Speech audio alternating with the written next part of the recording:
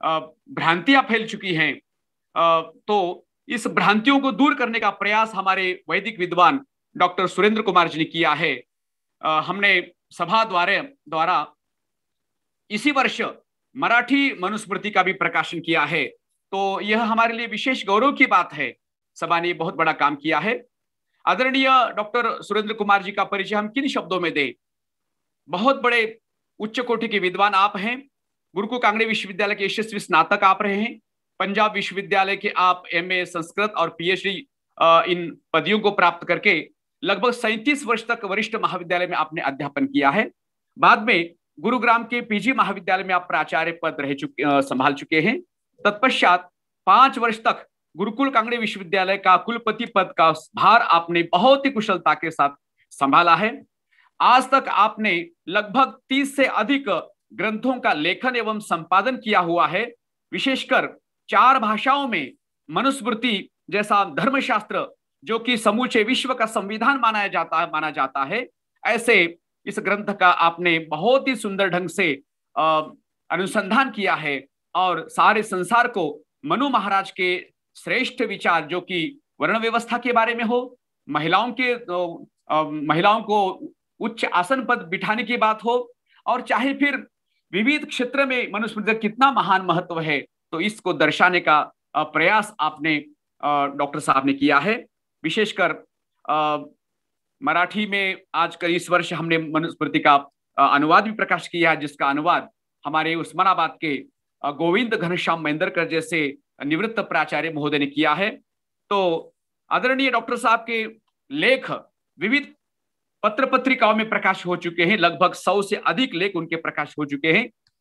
दूरदर्शन एवं आकाशवाणी पर भी आपके 100 से अधिक व्याख्यान प्रसिद्ध हो चुके हैं, हम सब श्रोताओं ने सुने हैं। इस समय परोपकारिणी सभा, जो कि महर्षि दयानंद द्वारा स्थापित हो चुकी थी, ऐसे ही परोपकारिणी सभा अजमेर के आप संरक्षक पद पर विराजमान हैं, और परोपकारी पत्रिका जो कि पाक्षिक पत्रिका आर्य जगत की है, इस पत्रिका के भी आप संपादन का कार्यभार संभाल रहे हैं। ऐसे विद्वत मनीषी एवं हम सबके मार्गदर्शक डॉक्टर सुरेंद्र कुमार जी से का मैं हार्दिक स्वागत करता हूं महाराष्ट्र आर्य सभा के द्वारा। आपका सभी श्रोतागण हृदय से अभिनंदन कर रहे हैं, स्वागत कर रहे हैं। मैं आपसे निवेदन करता हूं, आज का विशेष दिवस है, महर्षि दयानंद का जन्म दिवस है, और विशेष बात है सारे विश्व में विश्व महिला दिवस भी मनाया जा रहा है। तो आइए महर्षि दयानंद का महिलाओं के बारे में क्या दृष्टिकोण रहा है, नारी जाति के प्रति महर्षि दयानंद का क्या योगदान रहा है, इस विषय को लेकर आप हमें मार्गदर्शन करें। आदरणीय डॉक्टर श्री सुरेंद्र कुमार जी, संरक्षक परोपकारिणी सभा एवं भाष्यकार मनुस्मृति, आदरणीय डॉक्टर सुरेंद्र कुमार जी। ओम अनुव्रतः पितु पुत्रो मात्रा भवतु सम्मना जाया पत्ते मधुमतिं वाचं वदतु शांतिवान्। महाराष्ट्र आर्य प्रतिनिधि सभा के प्रधान श्री योग मुनि जी, मंत्री राजेंद्र द्विवेदी, कोषाध्यक्ष राठौर जी, आचार्य नयन कुमार जी, अन्य अधिकारीगण, सभासद तथा वेबिनार से जुड़े हुए सभी श्रोतागण, आज एक सुखद संयोग है। आज हम आर्य समाज के संस्थापक, प्रसिद्ध समाज सुधारक महर्षि दयानंद की जयंती मना रहे हैं, और सारा विश्व अंतर्राष्ट्रीय महिला दिवस मना रहा है। ऐसा सुअवसर है जब हम महर्षि दयानंद द्वारा नारी जाति के प्रति किए गए उपकारों का आज हम स्मरण कर सकते हैं। महर्षि दयानंद द्वारा किए गए उद्धार कार्यों का स्मरण कर सकते हैं, और इससे भी बढ़कर महर्षि दयानंद द्वारा नारी जाति के लिए जो वैचारिक क्रांति उन्होंने उपस्थित की थी, उससे हम श्रोताओं को अवगत करा सकते हैं। आज से लगभग 150 वर्ष पूर्व महर्षि दयानंद सरस्वती यदि कार्य क्षेत्र में नहीं आते तो आज नारी जाति की जो अवस्था है, जो जागृति है, जो चेतना उसमें है, या अधिकारों के प्रति जो सजगता है, जो स्वतंत्रता की भावना है, मैं समझता हूं कि ये भावना कभी इस रूप में जागृत नहीं होती। ये महर्षि दयानंद की देन है। उन्होंने जो नारी के अधिकारों के प्रति अपने वक्तव्यों में और अपने ग्रंथों में आवाज उठाई, जिससे नारी जाति के प्रति लोगों की सम्मान की भावना का उदय हुआ। विश्व महिला दिवस के उपलक्ष्य में यदि हम आज महर्षि दयानंद का स्मरण न करें, महर्षि दयानंद के नारी जाति के प्रति किए गए उपकारों को याद न करें, तो मैं समझता हूं कि यह सामाजिक दृष्टि से हमारी अकृतज्ञता है और महर्षि दयानंद के कार्यों के प्रति उपेक्षा का भाव। महर्षि दयानंद जब कार्य क्षेत्र में उतरे तो उन्होंने अनुभव किया, हर उस वर्ग की पीड़ा को उन्होंने अनुभव किया जिसके साथ समाज में अन्याय और अत्याचार हो रहा। उन्हीं वर्गों में से नारी जाति का एक वर्ग था जिसके प्रति समाज में अन्याय, अत्याचार, पक्षपात, शोषण, रूढ़िवाद और कुरीतियों का बोलबाला था।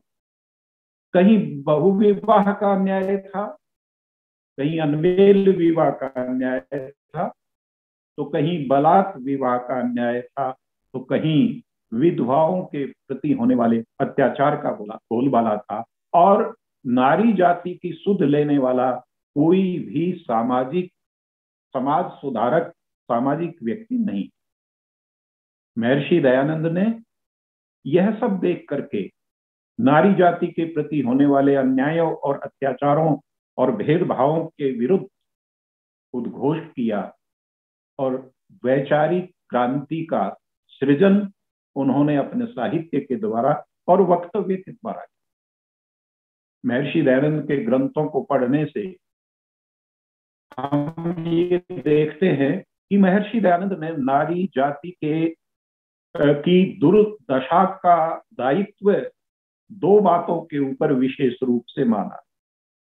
एक, नारी जाति के अंदर अशिक्षा, अविद्या और अज्ञान, और दूसरा बाल विवाह। इन दोनों को उन्होंने मुख्य कारण माना। क्यों? क्योंकि अशिक्षा से जीवन की प्रगति अवरुद्ध हो जाती है। वह न तो अपने वर्तमान को संभाल पाती है और न अपने भविष्य को संवार सकती है, अपितु अंधविश्वासों के अज्ञान के अंतर्गत जकड़ी रहती है। और बाल विवाह के कारण उसके तथा उसकी संतानों के प्रति एक चिंता सदा बनी रहती है, अकाल ग्रस्त होने की। और विकास तो वह अपनी संतान का नहीं कर पाती, न अपना कर पाती। उसके जीवन में अयोग्यता का बोलबाला हो जाता है। और अयोग्यता जो है वो असम्मान की जननी है। समाज उसकी अयोग्यता के कारण उसका सम्मान और अधिकार, उस अधिकार से उसको वंचित कर देता है। और ऐसा मध्यकाल में रहा है, अतीत के काल में रहा है। आइए कुछ अतीत के उन दृश्यों को हम याद करें जिनसे हमें ये जानकारी मिलती है कि नारी जाति की क्या दुर्अवस्था थी और नारी जाति का जीवन किस प्रकार नारकीय बना हुआ था। कुछ तुलनात्मक बिंदुओं को आपके सामने प्रस्तुत करके हम इस बात पर विचार करते हैं कि मध्यकाल के जो धर्माचार्य थे, धर्म के ठेकेदार थे, उन लोगों ने नारी के प्रति देना चाहिए। और यदि वे अहंकार में आकर के मंत्रों का उच्चारण करने लगे तो उनकी जीवा का छेदन कर देना चाहिए। और यदि वो वेद मंत्रों के अनुसार अनुष्ठान करने लगे तो भले ही उनकी हत्या कर दी जानी चाहिए। इससे क्रूर वचन आपको किसी भी साहित्य में नारी के प्रति नहीं मिलेगा। भागवत पुराण के रचयिता इससे भी 2 कदम आगे बढ़ करके कहते हैं कि स्त्री शूद्र द्विज बंधु नाम त्रयी न श्रुति गोचरा। इसका अभिप्राय यह है कि स्त्रियों, शूद्रों और अपने साथ ही उन्होंने क्षत्रियों को भी जोड़ लिया, वैश्यों को भी जोड़ लिया। उन लोगों को भी त्रयी विद्या अर्थात वेद विद्या सुनने और पढ़ाने का अधिकार नहीं है। अगर हम शंकराचार्य के वचनों को देखें तो शायद ही कहीं ऐसी अपमानजनक भावना नारी के प्रति मिलती है। वे कहते हैं अपनी रचना में कि द्वारम किमेकम नरकस्य नारी, अर्थात नारी क्या है, ये तो नरक का एक द्वार है। नारी शंकराचार्य की माता है, नारी शंकराचार्य की बहन भी रही होगी, नारी किसी की पुत्री भी रही होगी, नारी किसी आत्मीय संबंध में रही होगी। तो क्या हम ये माने कि शंकराचार्य जी या जो लोग इन विचारों के समर्थक हैं, क्या वो नरक के द्वारा उत्पन्न होकर के आए हैं? क्या वे नरक से आए हैं इस दुनिया के अंदर? मैं समझता हूं कि इतनी विचारहीन धारणा आपको शायद ही समाज के किन्हीं वर्गों में मिले। यह तो है संस्कृत के आचार्यों का अपमानजनक व्यवहार नारी के प्रति। हिंदी के जो कवि हुए हैं, हिंदी के जो संत हुए हैं, उनमें भी कुछ संत, कुछ आचार्य या कुछ कवि हमें नारी के प्रति अपमानजनक धारणा व्यक्त करते हुए दिखाई पड़ते। कबीर का बहुत प्रसिद्ध दोहा है, जातन की झाई परत अंधा होत भुजंग, कबीरा तिन की कागति जे नित नारी के संग। अभिप्राय यह है कि नारी के दर्शन करने से, विशेष रूप से जो गर्भवती नारी होती है, मानना है इनका कि उनके दर्शन करने से सर्प जो है, सांप जो है, वो अंधा हो जाता है। तो कबीर कहते हैं कि उन लोगों का क्या बुरा हाल होता होगा जो नित नारी के संग रहते हैं। अर्थात नारी का संग मनुष्य को अंधा बना देता है। वो ये विचार प्रकट करना चाहते हैं, ये हीन धारणा वो प्रकट करना चाहते हैं अपने कवित्व के माध्यम से। तो संत तुलसीदास भी पीछे नहीं रहे इस प्रकार की चर्चा कर। उनकी चौपाई एक बहुत प्रसिद्ध है, ढोल गवार शूद्र पशु नारी ये सब ताड़न के अधिकारी। अर्थात स्त्री जो है वो ताड़न करने का पात्र है। जब भी आपको जरूरत पड़े आप ताड़ना कर सकते हैं। तो आप ये देखिए कि स्त्रियों के प्रति महर्षि दयानंद के आने से पूर्व इस प्रकार की हीन धारणाएं थी, उपेक्षापूर्ण उनके साथ व्यवहार था, अपमानजनक उनका जीवन था। और इतना अपमानजनक था कि यदि कोई स्त्री का पुरुष गुजर जाता था, मर जाता था, तो उसका दायित्व भी उसकी स्त्री पर माना जाता था और विधवा के रूप में उसको सारा जीवन बहुत ही अपमानजनक स्थिति में, बहुत ही नारकीय स्थिति में गुजारना पड़ता। और बहुत से स्थानों पर तो यह क्रूर परंपरा थी कि उसकी स्त्री को उसके साथ ही चिता में झोंक दिया जाता था, बलात् चिता के अंदर डाल करके जला दिया। शायद ही हमें ऐसी क्रूर प्रथाएं विश्व में किसी समाज को में देखने को मिलती हो। ये स्थितियां महर्षि दयानंद के आने से पूर्व हमारे समाज में थी। आप कल्पना कीजिए कि महर्षि दयानंद ने ऐसी परिस्थितियों के बीच में नारी के प्रति वैचारिक जो क्रांति उपस्थित की, वो नारी के सम्मान को बढ़ाने के लिए, नारी की प्रतिष्ठा को बढ़ाने के लिए, नारी के महत्व को स्थापित करने के लिए उन्होंने अपने जीवन को समर्पित किया, अपने लेखन को समर्पित किया। और ये धारणाएं यदि हम ये समझते हो कि आज पूरी तरह समाप्त हो चुकी हैं, ऐसा नहीं। मैं आपको एक घटना याद दिलाना चाहता हूं। कुछ वर्ष पूर्व समाचार पत्रों में एक घटना आई थी कि एक समारोह में शंकराचार्य मुख्य अतिथि थे और एक बालिका जब मंच पर चढ़ करके अपना भाषण प्रारंभ करने लगी तो उसने गायत्री मंत्र का उच्चारण कर दिया। तो शंकराचार्य महोदय बिफर गए और क्रुद्ध होकर के उस कन्या को, उस बालिका को उन्होंने मंच से उतार दिया, ये कह करके कि तुम्हें गायत्री मंत्र पढ़ने का अधिकार किसने दिया है। ये कुछ वर्ष पूर्व की घटना है। तो मैं श्रोताओं को इस बात के लिए सावधान करना चाहता हूं कि यद्यपि आर्य समाज ने, यद्यपि महर्षि दयानंद ने, यद्यपि अनेक समाज सुधारकों ने नारी जाति के लिए बहुत ही उपकारपूर्ण कार्य किए हैं, किंतु समाज में अब भी ऐसे तत्व विराजमान हैं जो नारी विरोधी हैं, जो नारी के प्रति हीन भावना रखते हैं और जिनका नारी के प्रति जो है उपेक्षापूर्ण दृष्टिकोण है। तो हमें ऐसे लोगों से सावधान रहना चाहिए और ऐसे लोगों का जहां भी कहीं अवसर मिले उनका हमें निराकरण करना चाहिए, उनकी हीन धारणाओं का, और उनका हमें तर्कपूर्ण सटीक उत्तर देना चाहिए।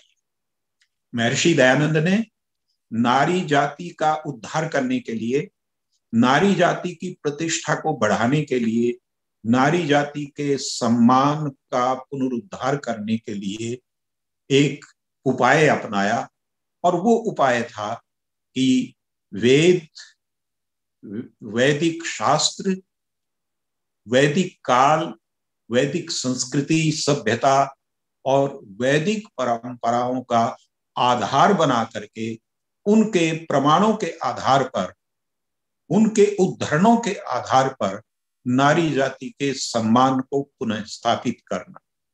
इसलिए महर्षि दयानंद ने एक नारा दिया हम सबके सामने, और वो नारा, वो उद्घोष बहुत प्रसिद्ध है और वह है वेदों की ओर लौटो।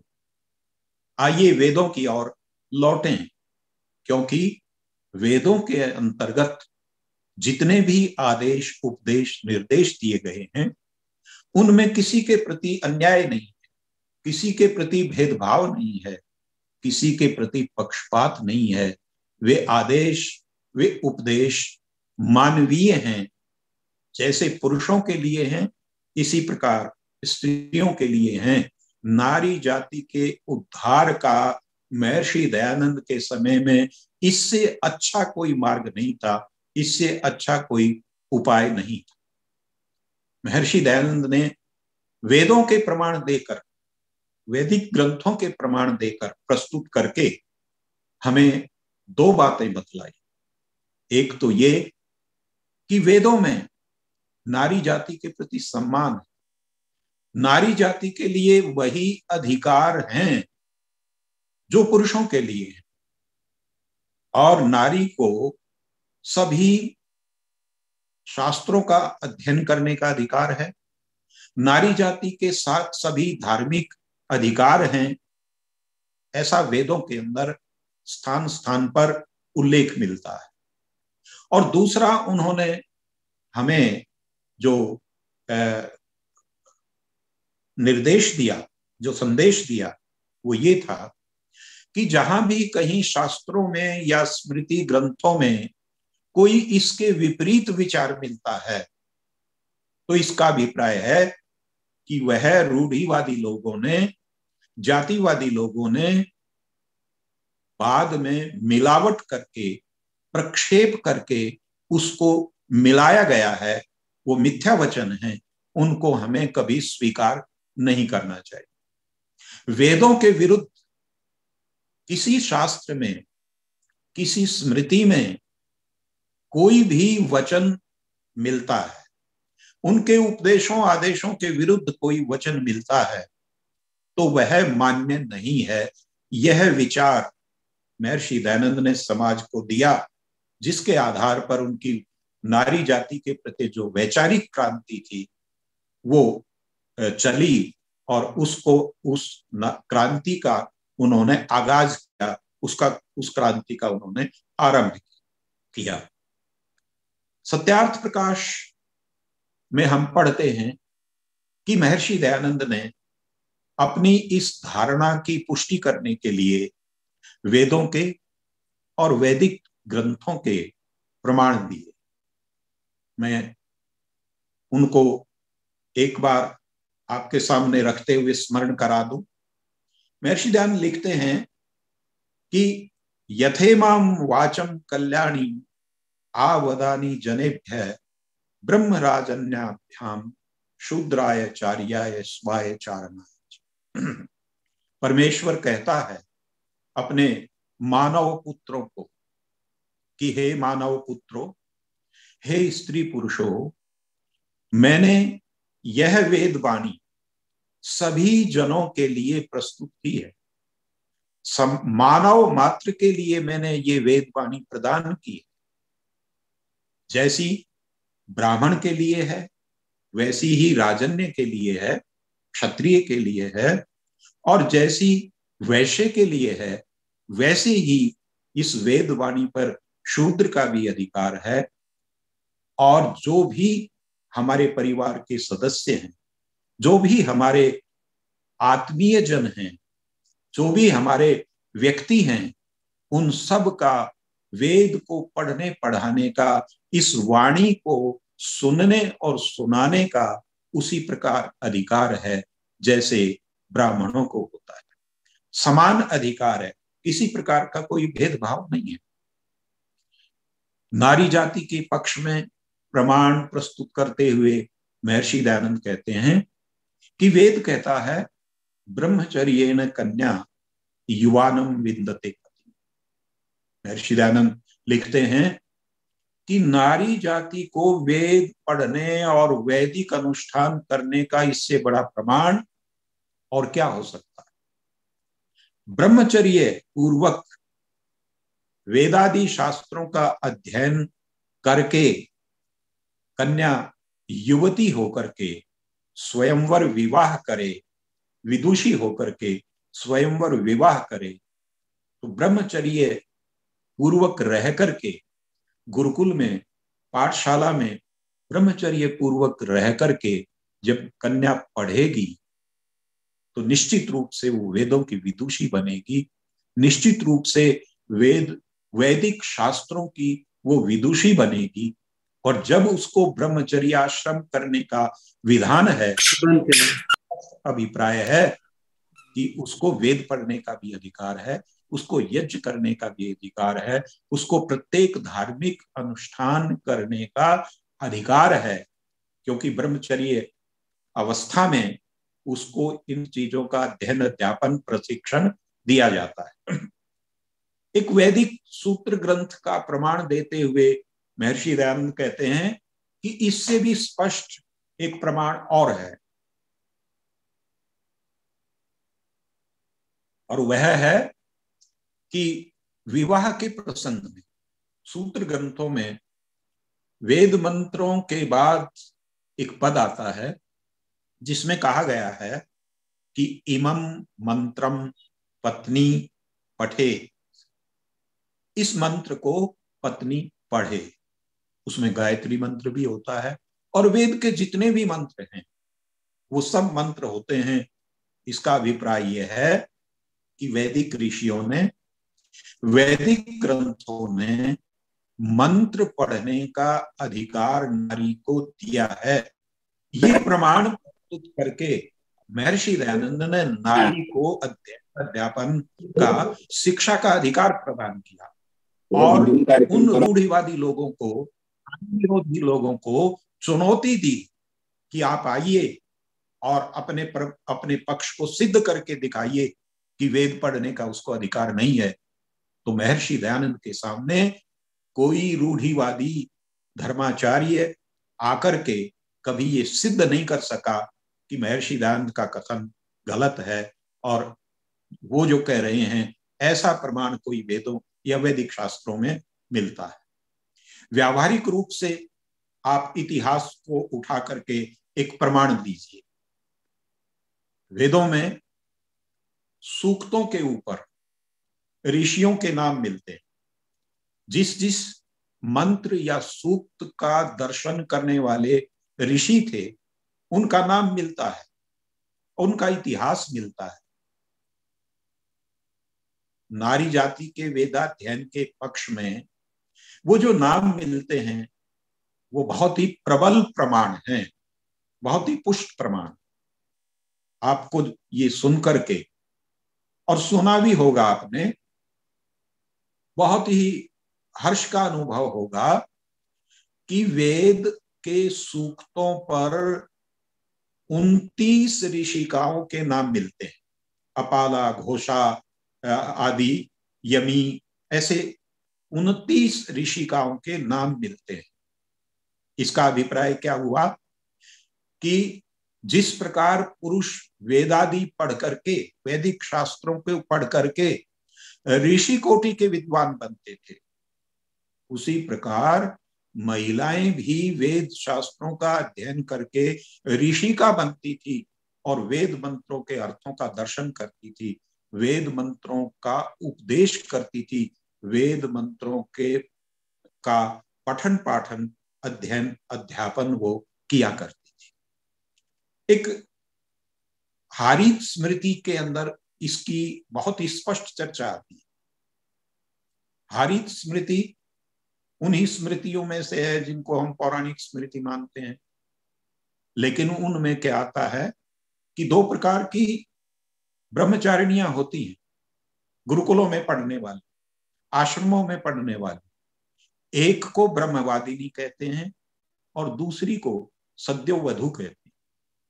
सद्योवधू वो कन्याएं हैं जो शीघ्र पढ़ करके विवाह कराना चाहती हैं, गृहस्थ का पालन करना चाहती हैं, गृहस्थ में जाना चाहती हैं। लेकिन ब्रह्मवादिनी वो कन्याएं होती हैं, वो ब्रह्मचारिणियां होती हैं जो वेदों का, वैदिक शास्त्रों का अध्ययन करती हैं और फिर अध्यापन करती हैं। ऐसी कन्याएं प्राचीन काल में, वैदिक काल में हुआ करती थी। ये ऐतिहासिक प्रमाण है जो महर्षि दयानंद के सामने थे, आधार रूप में थे।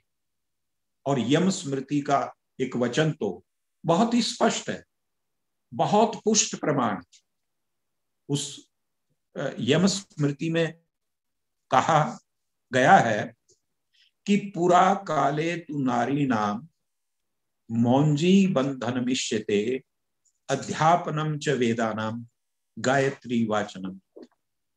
इसका बहुत ही सरल भाषा है और बड़ा स्पष्ट सा कि पुरा काले तु नारी नाम, प्राचीन काल में स्त्रियों के लिए मौंजी बंधन निश्चिते, उनका भी उपनयन संस्कार होता था, वेदाध्ययन का संस्कार होता था। जैसे बालकों का होता था उसी प्रकार बालिकाओं का हुआ करता था।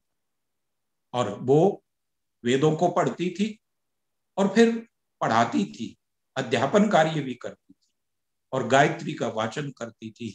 गायत्री के जप पूर्वक, वाचन पूर्वक वो संध्या यज्ञ आदि अनुष्ठान किया करती थी। तो कितने स्पष्ट प्रमाण हैं वैदिक काल के नारी के लिए, जिन सब प्रमाणों को उपेक्षित करके, नजरअंदाज करके रूढ़िवादी धर्माचार्यों ने नारी के जीवन को नारकीय, बना दिया। महर्षि दयानंद ने सत्यार्थ प्रकाश के माध्यम से 1875 में नारी जाति के अधिकारों के प्रति अपनी आवाज बुलंद की और गार्गेयी, मैत्रेयी, सुलभादि ऋषिकाओं के अपाला, घोषा, यमी, शची, इंद्राणी आदि ऋषिकाओं के उदाहरण दे करके ये कहा कि जिस प्रकार बालकों को पढ़ने का अधिकार है, जिस प्रकार पुरुषों को पढ़ने का अधिकार है, उसी प्रकार बालिकाओं को और महिलाओं को भी पढ़ने का अधिकार है। उन्होंने सत्यार्थ प्रकाश में गुरुकुलों की स्थापना का विचार दिया और ये कहा कि जिस प्रकार बालकों के लिए पाठशालाएं या गुरुकुल होते हैं, उसी प्रकार बालकों से भिन्न बालिकाओं के गुरुकुल और आश्रम या पाठशालाएं खोली जानी चाहिए। महर्षि दयानंद सह शिक्षा के विरोधी थे। वो इस बात को स्वीकार नहीं करते थे, वैदिक दृष्टि से इस सिद्धांत को स्वीकार नहीं करते थे कि बालक बालिकाओं की सह शिक्षा होनी चाहिए। बालक बालिकाओं की सह शिक्षा का जो दुष्परिणाम है, आज हम युवाओं में चारित्रिक पतन के रूप में देख रहे हैं। इसलिए महर्षि दयानंद ने कहा कि कन्याओं की पाठशाला में, कन्याओं के गुरुकुलों या आश्रमों में महिलाएं ही अधिकारिणी होनी चाहिए, पुरुष वहां पर नहीं होना चाहिए। और जैसे ही बालिका 8 वर्ष की हो, उसको कन्याओं की पाठशाला में अनिवार्य रूप से भेज दिया जाना चाहिए। इतना ही नहीं, महर्षि दयानंद ने यह निर्देश दिया है बड़े कठोरता के साथ, यदि कोई माता पिता या यदि कोई अभिभावक 8 वर्ष होने के बाद बालक या बालिका को गुरुकुल में न भेजे तो उसको राजदंड से या सामाजिक दंड से दंडित किया जाना चाहिए। अनिवार्य शिक्षा का निर्देश, अनिवार्य शिक्षा का विधान महर्षि दयानंद ने 1875 में अपने सत्यार्थ प्रकाश में कर दिया था। आज की सरकारें सर्व शिक्षा अभियान का नारा बुलंद कर रही। सर्व शिक्षा अभियान को एक बहुत बड़ी उपलब्धि के रूप में प्रस्तुत कर रही हैं। हमें ये याद करना चाहिए कि महर्षि दयानंद ने तो 150 वर्ष पूर्व ही सर्व शिक्षा अभियान का प्रारंभ कर दिया था, अनिवार्य शिक्षा के रूप में, और ये कहा था कि स्त्रियों को वेद आदि पढ़ने का अधिकार। महर्षि दयानंद की कितनी मानवीय दृष्टि थी, कितनी उदार दृष्टि थी, ये उनके संदर्भों को पढ़ने से हमें जानकारी मिलती है।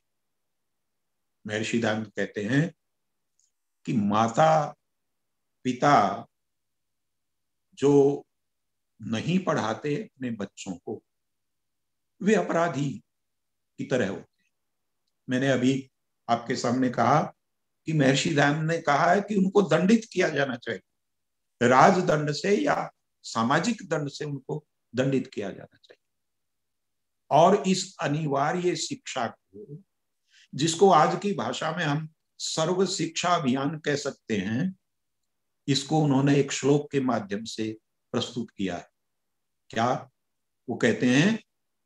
माता शत्रु पिता वैरी ये न बालो न पाठित न शोभते सभा मध्य हंस मध्य बको यथा।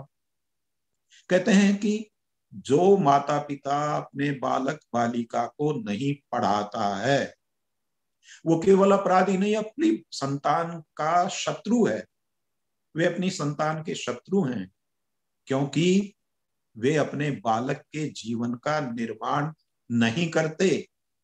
उनके बालक इस प्रकार रह जाते हैं जो कभी भी समाज में शोभा नहीं देते, जैसे हंसों के बीच में बगुला हुआ करता है, इस प्रकार वो अशिक्षित बालक रह जाते हैं।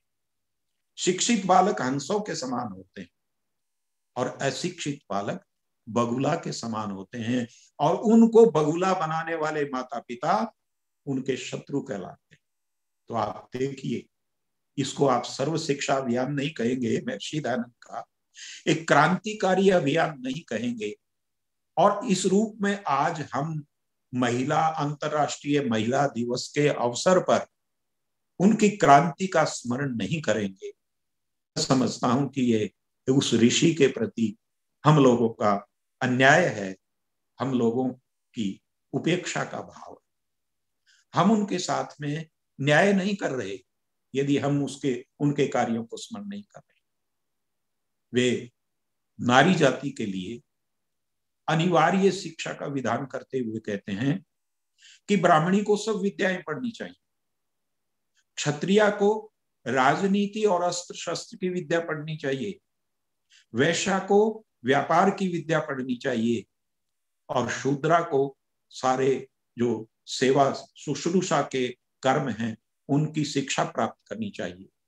और यदि किसी कारण से स्त्रियां न प्राप्त कर सकें तो महर्षि दयानंद लिखते हैं कि नारियों को, महिलाओं को धर्मशास्त्र, वैदिक, शिल्पकला, गणित और व्याकरण की शिक्षा अवश्य प्राप्त करनी चाहिए, क्योंकि इसके बिना न तो घर चल सकता है और न जीवन चल सकता है।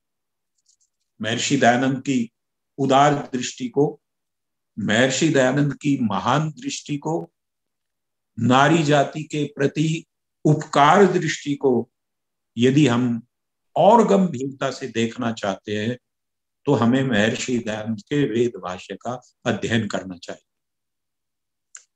महर्षि दयानंद ने अपने वेद भाष्यों में 100 के लगभग विद्याओं और शिल्प कलाओं का उल्लेख किया है। फिर से इस बात को ध्यान से आप सुनिए कि महर्षि दयानंद ने अपने वेद भाष्य के अंतर्गत अर्थ करते हुए 100 के लगभग विद्याओं का उल्लेख किया है। 100 के लगभग शिल्प कलाओं का उल्लेख किया है, और लिखते हैं वे कि इन सारी विद्याओं का ज्ञान महिलाओं को प्राप्त करना चाहिए, संभव हो सके। और उन्होंने स्थान स्थान पर महिलाओं के लिए क्या विधान किए हैं, कुछ विद्याओं का नाम उल्लेख करके मैं आपको महर्षि दयानंद की उदार दृष्टि से अवगत करवाना चाहता हूं। महर्षि दयानंद कहते हैं, धनुर्वेद अर्थात राजनीति और अस्त्र शस्त्र की शिक्षा महिलाओं को प्राप्त करनी चाहिए। योद्धा होने की शिक्षा उसको प्राप्त करनी चाहिए। सत्यार्थ प्रकाश में कैकेयी का उदाहरण देते हुए महर्षि दयानंद लिखते हैं, यदि महिलाओं को धनुर्वेद की शिक्षा नहीं दी जाती, राजनीति की शिक्षा नहीं दी जाती, अस्त्र शस्त्र की शिक्षा नहीं दी जाती, तो महाराजा दशरथ के साथ में कैकेयी देवासुर संग्राम में भाग लेने के लिए कैसे जा सकती थी।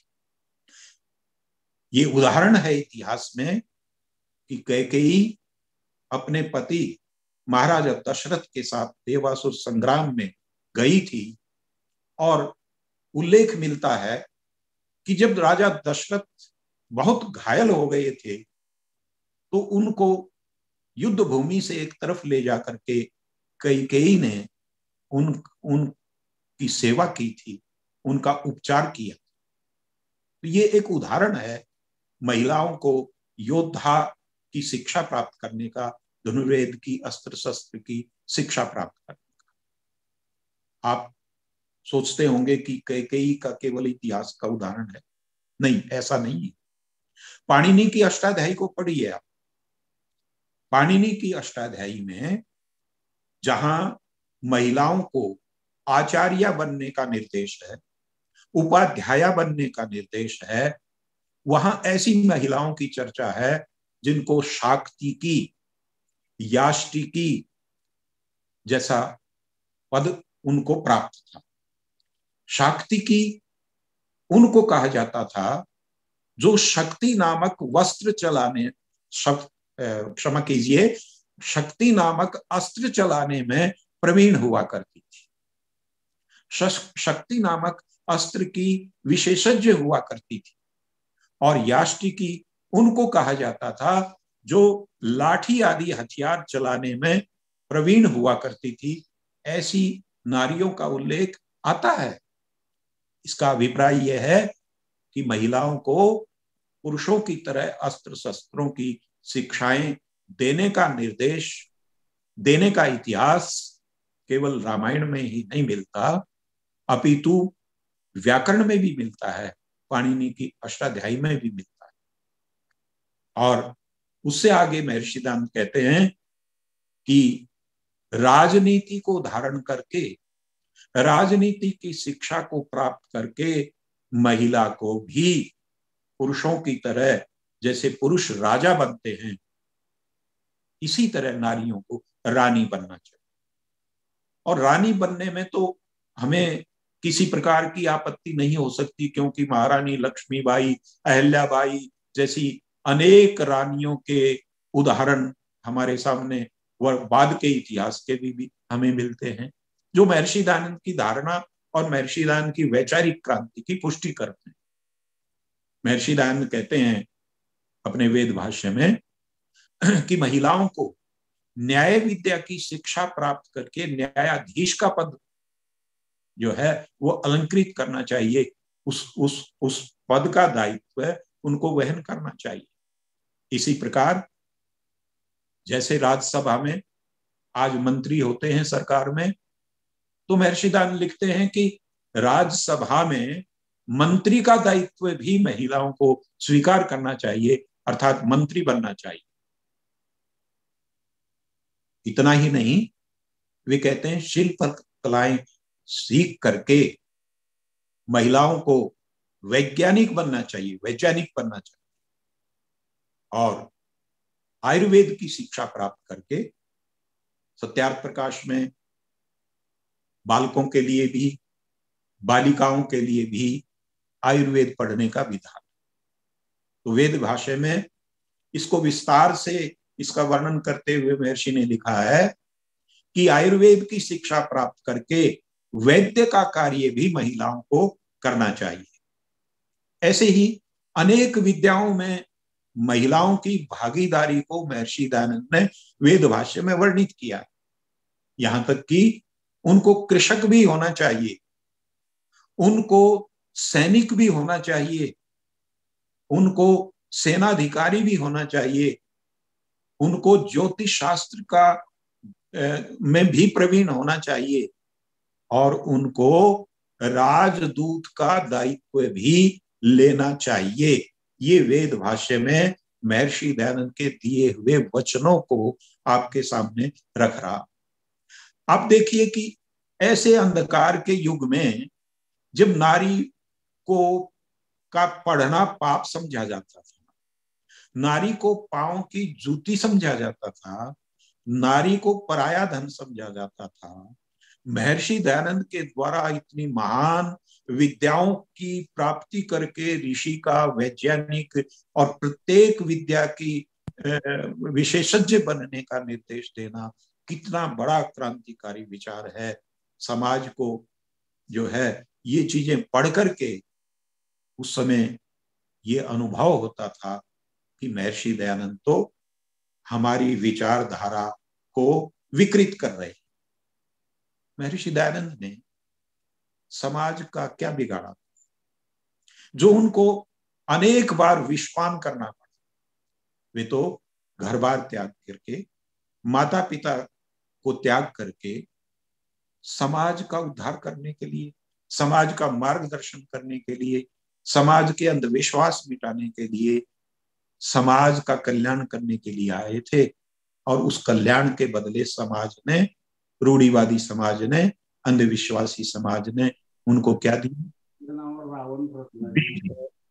विषदान दिया और उनको जीवन को ही ले लिया। तो आप देखिए कि कितने क्रांतिकारी विचार थे महर्षि दयानंद के, महर्षि दयानंद ने सत्यार्थ प्रकाश में एक बहुत ही महान विचार नारी के प्रति दिया है। इन सब का उल्लेख करने के बाद वे कहते हैं, मातृमान, पितृमान, आचार्यवान पुरुषो वे। आप देखिए, ये उदाहरण दे करके, ब्राह्मण ग्रंथों का उदाहरण दे करके महर्षि दयानंद ने नारी को गुरु के स्थान पर सम्मानित किया है। मनुष्य का जीवन तब पूर्ण ज्ञानी बनता है, तब पूर्ण होता है जब उसको 3 गुरु शिक्षा देने वाले होते हैं। पहला गुरु माता, दूसरा गुरु पिता और तीसरा गुरु आचार्य हुआ करता है। इन तीनों से शिक्षा प्राप्त करके ही कोई संतान पूर्ण संतान बनती है। आप देखिए कि माता को ऐसे समय में गुरु के स्थान पर पहुंचाना, ये महर्षि दयानंद जैसा वैदिक सिद्धांतों में आस्था रखने वाला ही व्यक्ति कर सकता था, दूसरे का किसी का साहस नहीं था। गुरु होना एक बहुत बड़ी बात। गुरु बनकर के ही धर्माचार्यों ने अनर्थ किया है, समाज को मार्ग भ्रष्ट किया है, समाज को अंधकार में